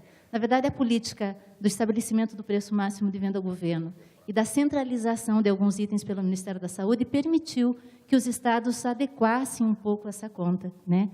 80-20 eu não vi ninguém ainda conseguir fazer, né? Mas a gente se esforça, a gente, né, tem muitos instrumentos, as atas de registro de preço. O Estado é um Estado que compra bem, paga bem os seus fornecedores, então isso traz um valor de financiamento, um custo financeiro menor em relação a esse programa. Essas são algumas situações que eu acho que determinam como que você tem que se organizar, né? Essas estratégias de centralização, e isso que o Miguel trouxe. Tentei olhar ali na lista dele, li quais seriam os 22 e os outros não consegui, tá? Mas, assim... Olha, ele já pôs debaixo do braço para não correr risco. Ele já fechou a lista. Não deu. Mas, assim, eu acho que é um caminho que apontou, inicialmente, com uma redução, pelo menos a gente percebeu isso na questão do financiamento, centralizar mais pelo Ministério, pagar os 100% do PMVG, eu acho que é uma outra estratégia. Indiscutivelmente, só precisamos saber que lista é essa e que itens são esses, né? Mas acho que dentro da lógica do que a gente tem discutido, me parece, né? Espero que haja esse bom senso. Então, eu acho que esse é o caminho. Não dá mais para ficar com isso só na mão do Ministério, isso só na mão do Estado, isso só na mão do município. Como que o Estado se organizou nessa questão em relação aos municípios? Nós temos uma característica, acho que bem centralizadora, porque a gente, no Estado, está com o programa nas 22 regionais de saúde. Tá? Então, o paciente chega nas 22 regionais de saúde, ele coloca toda a documentação, isso é feita uma análise médica, o paciente é cadastrado, a partir do momento do cadastramento, ele também recebe esse medicamento nas 22 regionais de saúde. Então, isso acaba não sendo só na capital. Mas, com que perspectiva a gente vê a participação do município nisso? A partir do momento que a gente conseguiu implantar no Estado um sistema de informação. Tá? A gente só vai conseguir avançar se a gente conhecer exatamente quem são esses usuários, aonde eles estão, qual é a demanda deles, e isso em tempo real. Então, desde 2005, o Estado trabalha com um sistema de informação que acabou servindo, né, de base até para o desenvolvimento do Sistema Nacional, que nos permite conhecer os 62 mil usuários que nós temos cadastrados hoje. Isso ajuda bastante na questão do planejamento das compras, então o Estado tem regularidade no seu abastecimento, nós não temos demanda judicial por conta de não cumprimento do programa que está posto, né? Isso nos deixa mais tranquilos.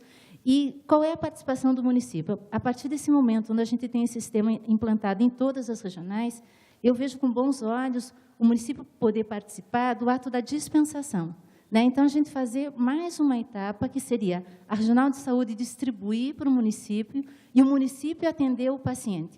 Por quê? Porque ele tem a possibilidade, nesse sistema, de estar integrado. Então, na medida que ele dispensar para o paciente, ele registra essa dispensação.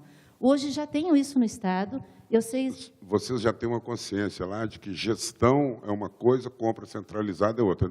Um não conflita com o outro, você pode coordená-los. Quando na gestão do Armando Raggio, na secretaria, tinha uma estratégia de municípios, era 25, 50, 75 e 100 de cobertura. Municípios novos, o Estado estava cobrindo 100%, os mais frágeis, 75, 50. Continua uma estratégia dessa ordem? Isso a gente chamava, ainda chama de discriminação positiva, né? Isso era na pactuação da assistência básica, né? De acordo com índices que o Estado aportava recurso financeiro para os municípios que mais precisavam na atenção básica, a gente ainda mantém esse índice de pactuação. Tá? Então, voltando na questão, eu vejo a participação do município nessa situação. Acho que não tem condições do município gerenciar a compra de medicamento excepcional, a gente estaria reproduzindo para o município aquilo que a gente sofre, às vezes, se o próprio Estado não tem condições de fazer uma compra nesse porte, eu acho que o município teria menos condições ainda, mas eles podem entrar na operacionalização desse programa. Ou seja, quem sabe receber, a gente está pensando assim, receber toda a documentação, porque à medida que você diz qual é a exigência, isso também está claro. O paciente, né, o prescritor, sabe o que é necessário para o paciente ter acesso ao programa. E depois na ponta. Então, entrada, né, da documentação, análise sempre por parte da secretaria, né, autorização de procedimento de alta complexidade é uma função do gestor, não tem como descentralizar isso. E depois, essa questão da dispensação poder retornar ao município. Mas enfatizo que acho que isso só pode ser feito se você tiver controle desse processo. Se não pulverizar estoque, colocar medicamento a mais onde não precisa, a menos onde necessita, e aí o risco, se isso já acontece, e a gente tem que dizer que isso acontece na atenção básica, pense o que é pulverizar estoque com um medicamento de alto custo, eu acho que o risco seria muito grande. Então, é assim que o Estado está organizado na questão dos medicamentos excepcionais.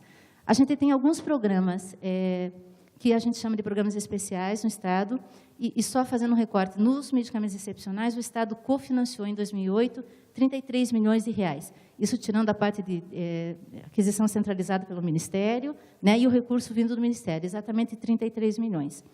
Para programas especiais, que a gente chama, que seriam os medicamentos destinados aos hospitais, às unidades próprias, a gente tem um programa desde 2002 que a gente chama de Paraná Sem Dor, né? Hoje, com a possibilidade, inclusive, de ressarcimento por parte do Ministério, porque os opioides estão na tabela da 2577. Nós temos uma demanda de medicamentos para fibrose cística, aliás, quem não tem, né? Fibrose cística é uma organização bem grande por parte, né, do grupo de pacientes, então existe um elenco específico para a fibrose cística, por força, não exatamente de determinação judicial, mas pelo número de ações que existiam para diabetes, a gente estabeleceu um protocolo clínico para a distribuição de análogos de insulina. Então, corria muito solto, e aí a gente achou melhor regular, e isso tem uma condição de ser só para paciente diabético tipo 1, que não tem uma resposta adequada, e com hipoglicemia, e com várias situações, bastante critérios para a entrada nesse programa. Eles optaram que era melhor ter regulado do que deixar anárquico. Nessa situação, sim. E o que eu acho assim importante? Desses programas especiais, então, a gente teve uma distribuição no ano passado de 36 milhões de reais. Só que, vejam, desses 36 milhões de reais, 19, eu não sei se posso chamar de especial, mas 19 disse respeito, né, foi referente à demanda judicial. Tá? Na demanda judicial, o que a gente tem? Então, eu não tenho, via de regra, paciente que deveria estar sendo atendido no alto custo, eu não tenho demanda judicial por não fornecimento. Dos 19 milhões, 18 milhões dizem respeito a medicamentos exclusivos ou medicamentos importados. Tá? Dos exclusivos, que são 12 milhões, metade disso, 6 milhões, estão concentrados em 3 itens: infliximab, adalimumab e etanercept. Escute eu. Infliximab, adalimumab e etanercept. Tá? Para quê? Para quê? Para quê? Psoríase, artrite psoriática, espondilite anquilosante. Então, o que é? A gente precisa discutir. Esses tá 3, certo? por exemplo, são fortes candidatos a entrar na lista dos 22, esses 3 já estão né? na lista. Não, veja, doutora Elias, esses 3 já estão na lista dos medicamentos excepcionais. Quer dizer, uma boa demanda das demandas judiciais que a gente tem hoje, o que é? O medicamento que já está padronizado, que é difícil você dizer para o paciente, olha, o senhor, me desculpe, o senhor tem espondilite e não tem artrite. E aí o senhor não vai levar né? Na prática, é isso que acontece. Então, a necessidade de regulação, a necessidade de avaliação disso é muito grande, porque se o Ministério não se posiciona, isso está sobrando para os estados. Isso é uma coisa muito clara. A Ana, Márcia e o Miguel continuam não prestando atenção em você. Mas o Miguel é porque ele... Então, dos 12 milhões... Você vai ganhar 1 minuto de extensão de prazo só pela desatenção dos dois. Obrigada. Agora você vai repetir com os dois prestando atenção em você. De novo. Quer que eu escreva? Exatamente igual você tinha dito, tá? Então, assim, dos 12 milhões, 6 milhões dizem respeito só às 3 anticitocinas, tá? E 4 milhões dizem respeito a medicamentos para oncologia. E aí, a oncologia, a gente também cai na mesma situação. A oncologia tem uma política de saúde pública estabelecida no país, que pode incorporar, não incorporar, ter recurso, não ter financiamento, não tem. Mas existe uma política pública para a oncologia estabelecida.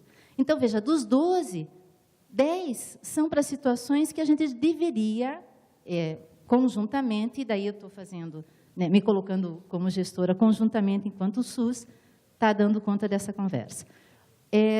Dos medicamentos importados, a gente está lá, com umas patologias raras, graves, mucopolissacaridose, e aí a gente vai entrar numa discussão muito grande, que acho que não vem ao caso. Mas o que eu quero dizer? Que, se a gente tiver a capacidade de não só ter que esperar uma judicialização, né, para se organizar naquilo que está batendo na nossa porta, porque a judicialização só acontece porque depois a gente já disse não. A gente está tendo conhecimento, mas assim, a gente está tendo conhecimento de algumas coisas que vão pegando, e daí isso acaba numa judicialização. Se, naquilo que a gente sabe que tem que dar uma resposta à sociedade, que pode ser, inclusive, tem indicação, mas não tem financiamento, pode acontecer, né? Mas eu acho que a gente precisa se posicionar, porque hoje a gente está sendo refém de uma situação que pode ter outros interesses, né? Atrás de tudo isso tem uma grande discussão, mas que a gente precisa ter claro. Se isso sair praticamente do colo dos estados, eu acho que tem como o Estado começar a assumir um pouco da média complexidade, a gente conversado ainda há pouco, quem sabe nessa proposta do que você está dizendo, dos 3 entes participarem na integralidade da atenção, quer dizer, que medicamentos são esses, que suporte do Estado tem que estar sendo dado nesse momento, eu acho que dá para a gente pensar num modelo mais abrangente de medicamentos que a gente tem que disponibilizar. O senhor ainda está de boné preto. Tá. Pois é, uma hora que eu tirar ele, já é o vermelho. Tá. assim, e fechando, ainda a gente tem, por exemplo, ação civil pública, né, para glaucoma. Glaucoma também tem uma política estabelecida. Glaucoma tem portaria, glaucoma tem procedimento, né? A gente tem dificuldade de colocar um centro de referência nos moldes que o Ministério está exigindo, e com isso não está dando medicamento, e com isso tem ação civil pública para glaucoma. Nós temos ação civil pública para hepatite C, que foi antes da revisão do protocolo. Então, algumas situações que nos levam a ter a sensação de que a gente precisa revisar, que a gente precisa atualizar e que a gente precisa ter respostas mais rápidas e mais prontas. Tá? E só para finalizar, eu acho que a questão da incorporação cabe muito bem à discussão, né? Não vejo, pelo menos no meu estado, assim, uma grande mobilização para a gente poder analisar a questão da incorporação tecnológica. Isso me parece uma área bastante específica, bastante especializada, né? Descobri hoje lá nas caixinhas que a Flávia desenhou de manhã que tem alguns outros lugares para a gente demandar, além de demandar para o Miguel, porque tudo eu mando para o Miguel, tá? Vou começar a demandar para outros lugares, mas eu acho que esse processo também tem que ser mais transparente. Nós temos discutido isso bastante nas reuniões do CONAS, nas reuniões do Ministério. Os estados, às vezes, ficam muito sem informação, né? Às vezes, o próprio Ministério já tem uma avaliação daquele procedimento ou daquele medicamento, e que isso poderia ser mais compartilhado para que a gente pudesse ter talvez um posicionamento mais uniforme entre os estados. Talvez isso nos ajudaria. E realmente, acabando, eu gostaria de dizer assim, eu acho que a gente tem uma preocupação muito grande com a questão da incorporação, mas eu não vejo tanta preocupação referente ao acompanhamento na pós-incorporação. Eu queria discutir pós-incorporação tecnológica, né? Todo mundo, parece que a novela acaba quando o medicamento entrou na lista. Parece que os nossos problemas foram todos solucionados quando eu tenho um nível de ressarcimento, quando se definiu que aquilo entrou lá. Quem está fazendo o estudo de utilização de medicamento nesse país?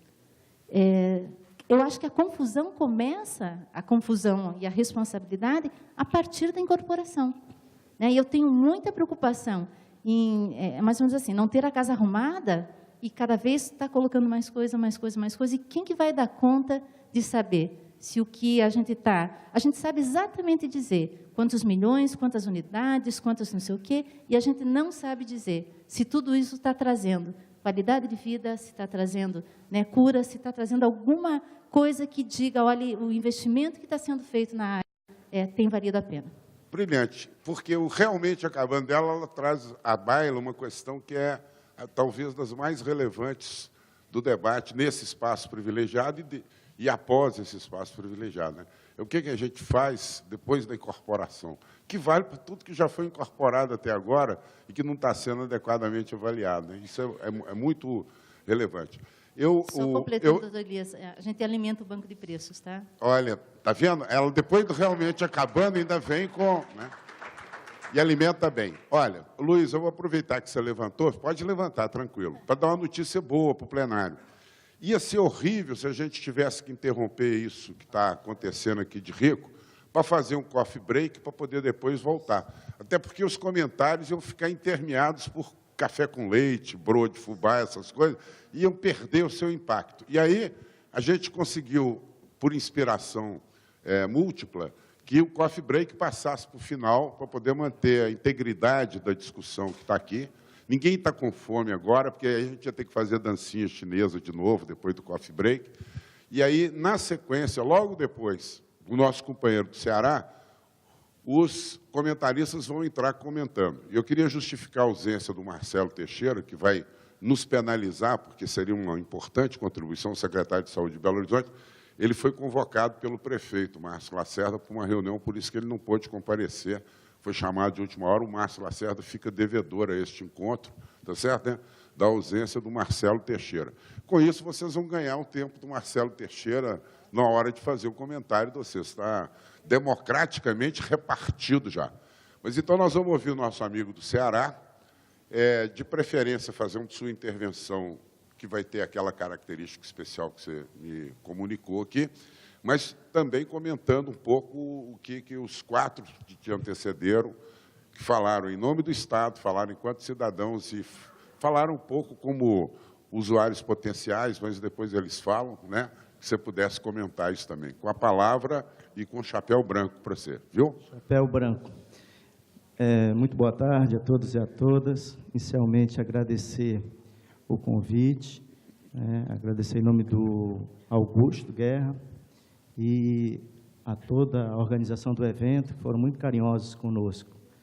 E pedir desculpas logo no início, porque essa apresentação que a gente vai fazer aqui é uma apresentação coletiva. Então, está aqui até a equipe, a doutora Nívia, a doutora Lívia, a doutora Ana Vládia, o doutor Einstein, que é o supervisor do Núcleo de Medicamentos Excepcionais.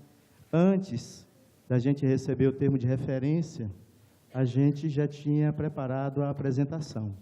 Eu achei assim, que não seria bom para vocês perderem uma oportunidade como essa, já que é um momento único de que cada Secretaria Estadual de Saúde está aqui, através de sua coordenadoria estadual de assistência farmacêutica, de colocar a sua realidade. E ele vai fazer a apresentação só porque nós tomamos a decisão de sermos rigidamente flexíveis, tá certo? Então, e a gente agradece. Por flexibilidade, tá certo, né? Vamos fugir da regra, porque nós somos rigidamente flexíveis. Vamos lá. A gente agradece, doutor Elias. Nós é que agradecemos essa contribuição coletiva do glorioso Estado do Ceará. Vamos lá? Como é que isso aqui... Olha só, por enquanto está saindo um sambinha de uma nota só. Vamos lá, olha só. Samba do Ceará em Minas Gerais. Pronto. Pronto. Então está aí, né? A nossa apresentação para o evento. Aqui tá bom. Você não quer ficar dali, não? Então, olha, não é muito diferente, né? Começa por aí. O evento foi muito feliz, né? Esse evento em escolher esse tema, porque a incorporação de novas tecnologias, a gente se sente assim. Essa é a nossa realidade. A gente se sente pressionado por todos esses entes aqui para incorporar novos medicamentos. Essa é a nossa realidade do dia a dia, né? Então, através do Poder Executivo, né, quando vem através do próprio Poder Executivo nosso, da Secretaria, entra no GT Social, no Grupo de Trabalho Social lá nosso, aí vem o usuário, né, com a prescrição, a própria indústria farmacêutica, que nos visita continuamente, né, o Poder Judiciário e o Ministério Público, através das entidades também de defesa do consumidor, os profissionais de saúde, que de vez em quando nos contactam, mandam cartinhas também, né, os meios de comunicação, o Poder Legislativo, os usuários de associações e de portadores de patologias. Então, a gente está cercado por todos esses entes e sendo pressionado continuamente para incorporar novos medicamentos. Essa é a nossa realidade, é a realidade do dia a dia de quem faz assistência farmacêutica e, como ela disse, principalmente na área de medicamentos excepcionais, que é essa dificuldade que a gente tem, às vezes, até de dormir, né? Então, esses são os medicamentos mais solicitados em 2008 no estado do Ceará, através de processos administrativos e judiciais.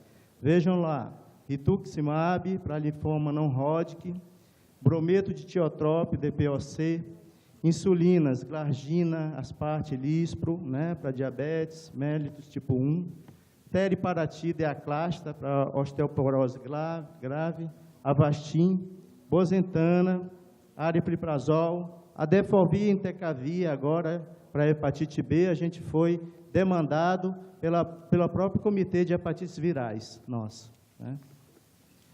Trastuzumab, CA de mama, então, tanto o rituximab como o trastuzumab, a gente está sendo demandado continuamente pelo nosso Comitê de Oncologia. O clopidogrel, prevenção de acidentes aterotrombóticos, né, síndrome coronariana, fórmulas nutricionais, Neocate, Pregomin, que o doutor Picon falou hoje de manhã. Esses aí são os medicamentos mais solicitados. E alguns dados importantes. De todos esses daí, 68% dos processos administrativos, que eram administrativos, 19% eram judiciais. Desses, todos que entraram com processos administrativos, 20% dos pacientes que ingressaram com processos administrativos, que tiveram a negativa da Secretaria de Saúde, eles, em seguida, ingressaram com processos judiciais. Essa é a realidade do dia a dia que a gente está vivendo. 20% dos que são negados, geralmente entram com processo judicial. Agora, olha aqui, ó, esse gráfico demonstrativo financeiro é importante para vocês. Esse foi o carinho que a gente teve para trazer para vocês. Em 2007, a gente vai falar só desses dois primeiros aqui, ó, de antineoplásicos e fórmulas alimentares.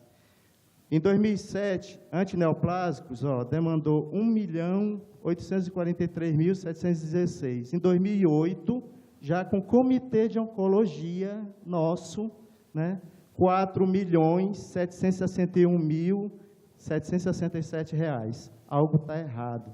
A gente tem que conversar com o secretário, a gente tem que ter uma conversa, porque alguma coisa não está indo bem, né? A gente tem um comitê de oncologia aí faz subir mais, a demanda aumenta, né?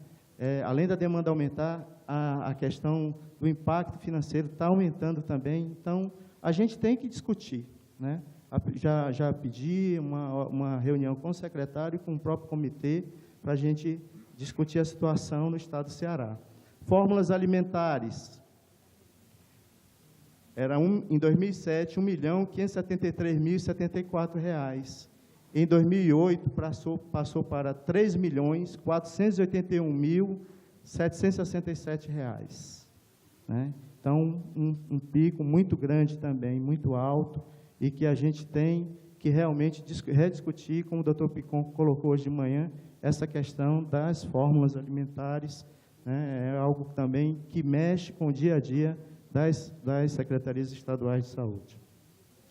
E aí vem a discussão da incorporação de novas tecnologias em saúde no próprio estado do Ceará. A gente começou a se questionar e a gente está, como o tema era gastos e perspectivas, essa é uma das nossas perspectivas no estado, né? A incorporação através de uma comissão de avaliação de tecnologias em saúde, que há pouco tempo atrás, há uma semana mais ou menos, fez um seminário, ela já existe através de portaria, a CADES, nós tivemos uma primeira experiência nesse período de 2002 a 2006, e agora ela foi revitalizada, a comissão foi revitalizada em 2009. Por quê? Para responder justamente essas perguntas. Quem avalia? Como avalia? Né? Quem incorpora? Como incorpora? Qual o fluxo para a incorporação e qual o impacto orçamentário? Principalmente isso, né? Para o gestor, a gente quer saber qual o impacto orçamentário, porque a gente está vivendo no dia a dia o programa de alto custo, somente com cada vez mais demandas, já sabendo que os recursos são finitos.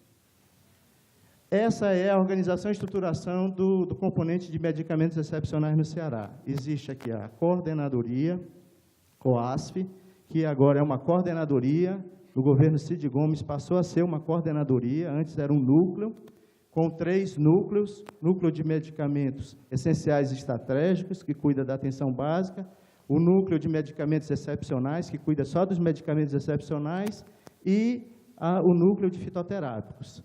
Então, aqui, ó, hoje a realidade é essa. Na capital, nós temos 11 unidades dispensadoras, no interior, 21 unidades dispensadoras, e essas clínicas de hemodiálise, que é um problema também que a gente tem que resolver ao longo do tempo. São 21 unidades dispensadoras e que acham que prestam um favor para o SUS, e que, por isso, não querem colocar farmacêutico lá dentro. E a gente não sabe o que está ocorrendo lá dentro. Mas a gente vai ter que resolver ao longo do tempo isso daí. Isso é um problema para a gente. Certo? Então, tudo isso segue a portaria, o modelo é a PAC descentralizada, cada um em cada uma unidade, né, realiza tudo que está na portaria 2577 e transmite os dados ao DataSUS, e depois a gente só faz a coordenação junto com a Coordenadoria de Regulação, Avaliação e Controle. Hoje, o CMDE, o fluxo atual para a incorporação de medicamentos é assim: demanda das unidades para a inclusão de itens na portaria, né, 2577, da outra portaria número 106. Ocorre uma oficina de planejamento todo ano, porque nem isso existia. A partir da nossa gestão, a gente começou todo ano, fazer uma oficina de planejamento para poder fazer a compra, tudo, organizar tudinho. Então, a gente reúne todas as unidades e faz uma oficina de planejamento. E ocorre a inclusão automática nos itens dos elencos do medicamento de dispensação excepcional. Então, por isso, uma grande perspectiva em relação à nova comissão, que é a CATS. Quantos medicamentos vocês têm incorporado e qual o custo? Eu vou falar. Mas tem 5 Aqui. minutos. Demonstrativo do número de itens integrantes do elenco, desde 2004 a 2009. Em 2004, vocês vejam que é uma linha ascendente, né? Nós tínhamos, em 2004, 91, e hoje, em 2009, temos 142 itens. Lembrando que a portaria, né, 106, ela possui 232 itens, incluindo aí procedimentos. Mas vejam como está a situação hoje, né? Aqui, ó, só para vocês verem, o comparativo financeiro entre o medicamento, o que é distribuído, né, e o repasse do Ministério da Saúde. Isso para mostrar que o medicamento, quando a gente discute medicamento excepcional, a gente tem que ter muito cuidado, e quando a gente leva essa questão de um município assumir, porque, para mostrar para vocês, tudo que é distribuído, tudo que é repassado, é distribuído. E a gente está colocando aqui só em consideração o repasse do governo federal. Então, vocês vejam, de 2002 a 2008, é também ascendente, né?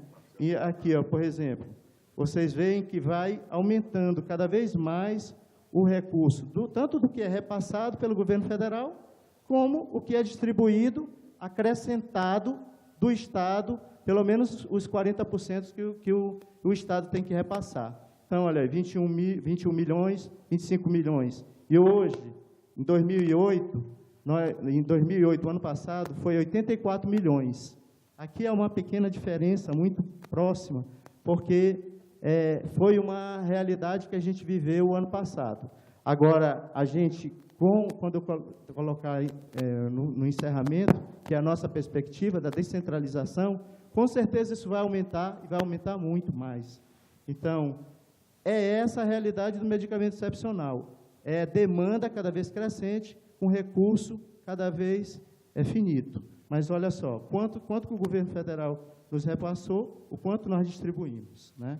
E esse ano está orçado, o nosso orçamento é 105 milhões. Ali, o ano passado, era 84. Esse ano é 105.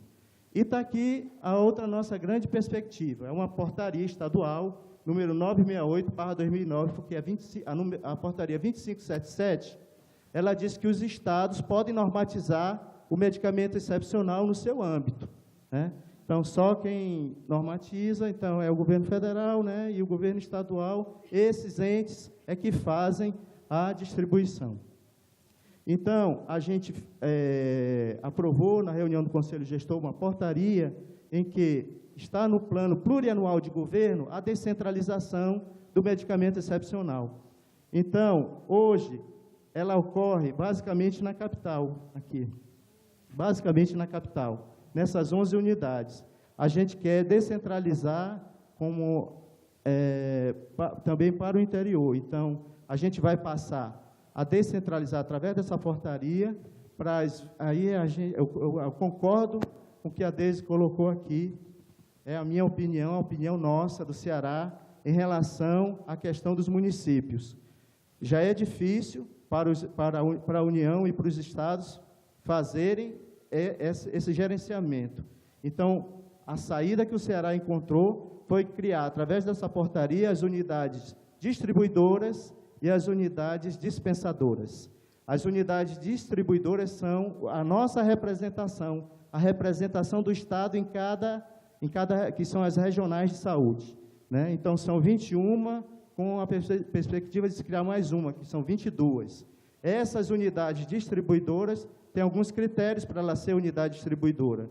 E, para ser unidade dispensadora, também tem critérios. Tem que ter farmacêutico, tem que ter um monte de coisa lá que está lá na portaria. Então, essa foi a saída, eu concordo com a Deise, é essa saída que é a nossa opinião. É criar critérios para unidades distribuidoras e unidades dispensadoras para tentar gerenciar bem o medicamento excepcional.